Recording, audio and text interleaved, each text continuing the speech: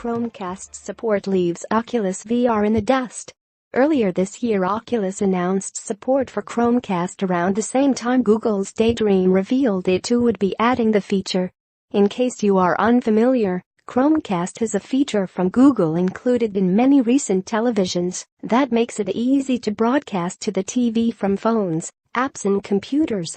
If your TV doesn't have the feature, you can add it with a $35 dongle that plugs into an open HDMI port. With VR, this feature can turn solitary experiences into social ones by letting people outside VR see into the virtual world. And just like mobile VR itself, it is very convenient because the feature works wirelessly.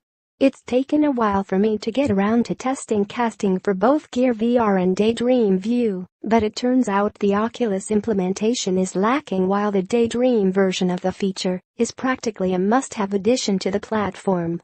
This is to be expected, given it is Google's technology, but the difference also highlights a potential limit to how far Facebook can take VR while building on another company's platform. As an example of this gap, this week I wanted to play the role-playing game The Well with my kid. This is a beautiful Oculus-funded title that perfectly represents the depth of Facebook's investments into quality content. It also seemed like a great game to enjoy this way. My daughter could tell me where to go in the virtual world and advise me how to fight the many creatures I'd encounter, and I could share the headset with her for a few brief glimpses into that world.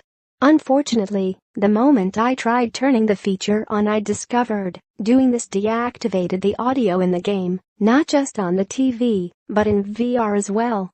Without sound, I felt the game was essentially unplayable, and it quickly ended my plans. This was in stark contrast to Daydream's support for casting. With Daydream, casting your view to the TV can be activated from inside VR. With Oculus, the feature needs to be activated before placing the phone inside the Gear VR headset. With Daydream, the entire television screen is filled with a view of the virtual world. With Oculus, the screen is shown as a small square in the center of the screen with large black bars on either side. In addition, Oculus shows a distracting red dot inside VR whenever casting is activated.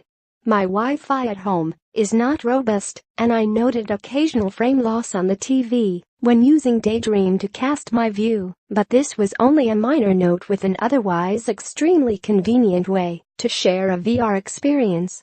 We played virtual reality with my wife sitting on the couch wearing the new Daydream View.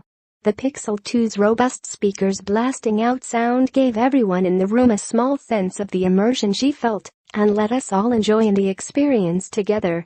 Because her ears weren't blocked by earbuds, we were able to keep talking to her throughout. It was some of the most fun we've had in VR together, and it was made possible by the convenience and quality of Chromecast streaming. I reached out to Oculus for details on whether they plan to fix the audio problems and got an interesting reply from Oculus CTO John Carmack. "We can do better on Go with OS changes." John Carmack, at IDA Carmack, October 25, 2017. Google, of course, is the company behind Android, Chromecast, and Daydream View, and that position could give it the control required to optimize the experience. On the flip side of that, though, this might be a sign of Oculus brushing up against the limits of what it can do building on top of another company's technology. As suggested by Carmack's reply, the forthcoming $200 standalone Oculus Go might represent Facebook's chance to exert that same control and optimize the VR experience much further. As it stands today, the Chromecast feature is such a great addition to Daydream. I'd say it is a must-have add-on if you are looking at buying the new Daydream View headset for one of your phones. This story originally appeared on uploadbook.com. Copyright 2017.